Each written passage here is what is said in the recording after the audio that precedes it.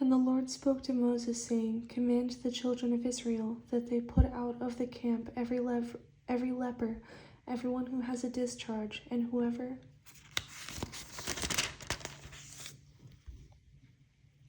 becomes defiled by a corpse. You shall put out both male and female. You shall put them outside the camp, that they may not defile their camps in the midst of which I dwell. And the children of Israel did so, and put them outside the camp, as the Lord spoke to Moses. So the children of Israel did.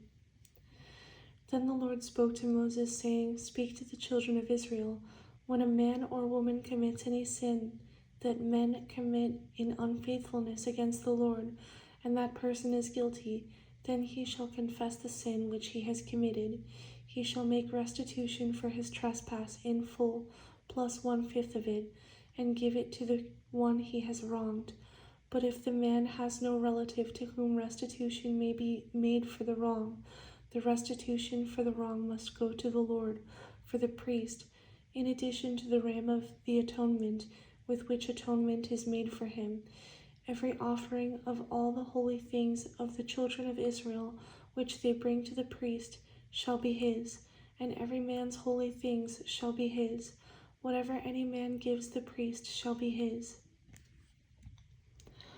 And the Lord spoke to Moses, saying, Speak to the children of Israel, and say to them, If any man's wife goes astray and behaves unfaithfully toward him, and a man lies with her carnally, and it is hidden from the eyes of her husband, and it is concealed that she has defiled herself, and there was no witness against her, nor was she caught, if the spirit of jealousy comes upon him, and he becomes jealous of his wife, who has defiled herself, or if the spirit of jealousy comes upon him, and he becomes jealous of his wife, although she has not defiled herself, then the man shall bring his wife to the priest.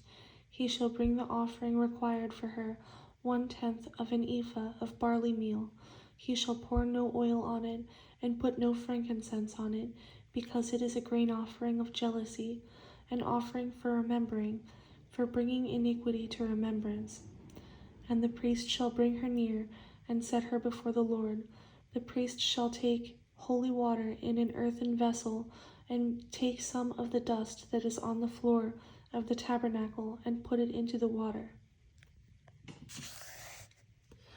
Then the priest shall stand the woman before the Lord, uncover the woman's head, and put the offering for remembering in her hands, which is the grain offering of jealousy.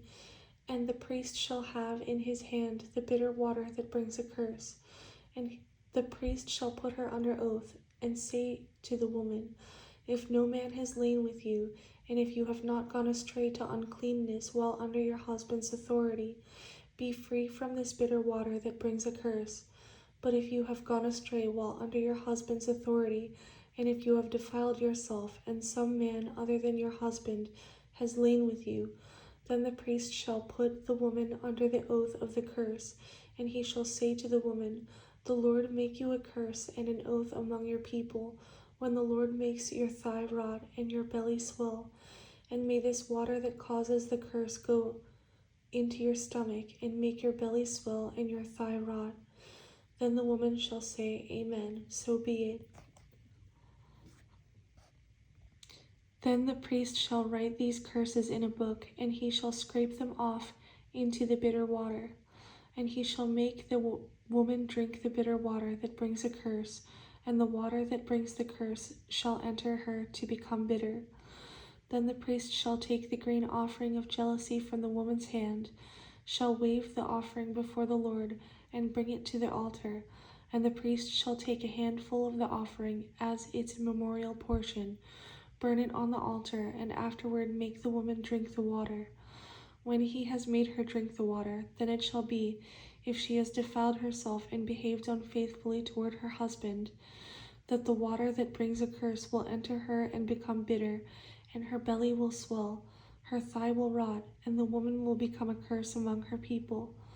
But if the woman has not defiled herself and is clean, then she shall be free and may conceive children. This is the law of jealousy, when a wife, while under her husband's authority, goes astray and defiles herself, or when the spirit of jealousy comes upon a man, and he becomes jealous of his wife, then he shall stand the woman before the Lord, and the priest shall execute all this law upon her. Then the man shall be free from iniquity, but that woman shall bear her guilt.